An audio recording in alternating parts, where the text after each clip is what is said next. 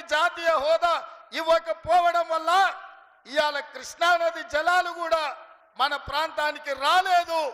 ఈ రోజు కూడా మనము కరువు కాటకాలతో రైతుల ఆత్మహత్యలతో చనిపోతున్నాం.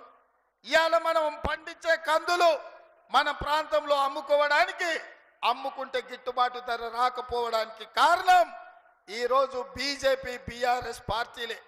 అందుకే ఈరోజు ఈ ఎన్నికల్లో రాష్ట్రంలో కాంగ్రెస్ పార్టీ అధికారంలోకి వచ్చింది.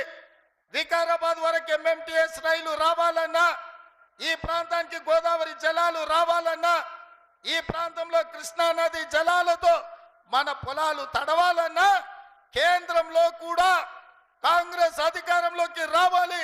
చేవెళ్ల పార్లమెంటు నియోజకవర్గంలో డాక్టర్ రంజిత్ రెడ్డి గెలవాలి. ఇదే కాదు, ఈరోజు ఈ ప్రాంతంలో ఉన్న సమస్యలు వికారాబాద్ శాటిలైట్ సిటీ కావచ్చు, వికారాబాద్కి ఎంఎంటీఎస్ రైలు కావచ్చు, మన ప్రాంత అభివృద్ధి అర్ధాంతరంగా ఆగిపోయింది. మన వికారాబాద్ అనంతగిరి కొండల్లో పుట్టిన మూసీ నది నల్గొండ జిల్లా వరకు వెళ్తుంది. ఇవాళ పచ్చని పంటలకు ఉండాల్సిన మూసి ఈరోజు కాలుష్యమై ఈరోజు నరక కూపంగా తయారైంది. అందుకే మూసీ రివర్ డెవలప్మెంట్ ఫండ్ పేరు మీద అభివృద్ధి చేసుకోవాలి అని అంటే కేంద్రంలో రాష్ట్రంలో కాంగ్రెస్ అధికారంలో ఉండాలి. అందుకే మన ప్రాంత అభివృద్ధి కోసం, మన సమస్యల పరిష్కారం కోసం మనము ఈరోజు కాంగ్రెస్ను గెలిపించుకోవాలి. ఆనాడు చంద్రశేఖరరావు గారు అన్నారు, రైతు భరోసా పథకంలో కాంగ్రెస్ పార్టీ నిధులు వేయడం లేదు అని.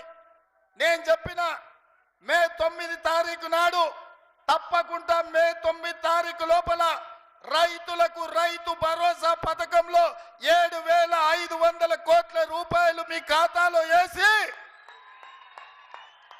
ఈ రైతులను ఆదుకుంటా అని మాట ఇచ్చిన. నేను నిధులేస్తే చంద్రశేఖరరావు అమరవీరుల స్తూపం దగ్గర ముక్కు నేలకు రాయాలి అని నేను సవాలు విసిరిన. 9 తారీఖు చెప్తే 6 తారీఖు నాడే 7,500 కోట్ల రూపాయల నిధులు ఖాతాలలో రైతులకు రైతు భరోసా పథకంలో వేసినాం. ఇప్పుడు చంద్రశేఖరరావుని అడుగుతున్నా, నువ్వు సవాలు చేసినావు కదా, రైతు భరోసా నిధులు మేము వేసినాం కదా, నీకేం మాత్రం సోయి ఉన్నా అమరవీరుల స్తూపం దగ్గరకు వచ్చి ముక్కుకు నేలకు రాయాలి అని కాంగ్రెస్ పార్టీ డిమాండ్ చేస్తుంది. అదేవిధంగా ఆయన అల్లుడు హరీష్ రావు గారు రైతు రుణమాఫీ చేయలేదన్నాడు. నేను చెప్పిన 15 ఆగస్టు లోపల రైతు రుణమాఫీ చేసి తీరుతా అన్న. హరీష్ రావు చెయ్యలేను, చేస్తే రాజీనామా చేస్తా, మళ్ళీ ఎన్నికల్లో పోటీ చేయను అన్నాడు.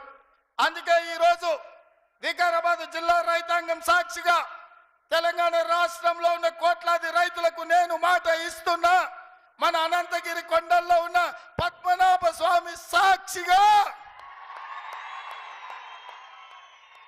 అనంతగిరి కొండల్లో ఉన్న పద్మనాభుడి సాక్షిగా 15